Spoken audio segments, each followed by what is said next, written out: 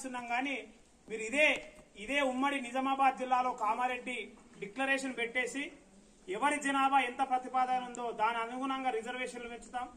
ముఖ్యంగా ఓబీసీ అభ్యర్థులకు ఈ 27% నుంచి 42% మేము తీసుకొస్తాం. అదేవిధంగా నిరుద్యోగ గర్జనలో కూడా ట్రాన్స్పరెంట్ మేనర్ గా అంటే ఎటువంటి అవినీతి సాంకేతిక న్యాయ చిక్కులు రాకుండా కూడా అమలు చేస్తామని చెప్పి హామీ ఇచ్చారు. కాబట్టి మేము భారతీయ ఛత్రపతి పూలే జాగృతి సంస్థ ఆధ్వర్యంలో నేను ఈరోజు 2 డిమాండ్లు చేస్తున్నాను.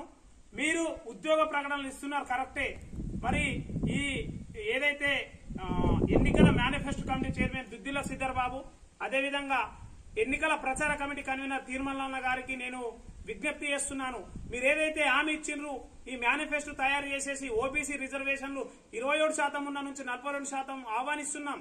కానీ మీరు సాంకేతిక సమస్యలు అవి చూపించకుండా తక్షణమే ఇది అమలు చేసిన తర్వాతనే ఉద్యోగ నోటిఫికేషన్ జారీ చేస్తే ఈ తెలంగాణ రాష్ట్రంలో ఉన్న 60% ఉన్న ఓబీసీ జనాభా అదేవిధంగా బడుగు బలైన వర్గాల అందరికి కూడా న్యాయం జరుగుతుంది.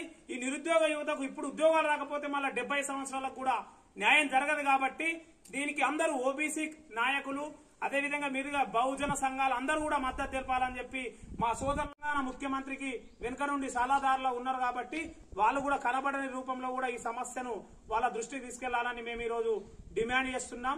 జై తెలంగాణ, మన ఆకాంక్షలు నెరవేరాలి, నీళ్లు నియామకాలు తక్షణమే చేపట్టాలి, న్యాయం జరగాలి. నిరుద్యోగ యువతకు అని చెప్పాలి, ఇక్కడ ఈ తెలంగాణలో నష్టపోయింది నిరుద్యోగ యువకులు. న్యాయం జరగాలి.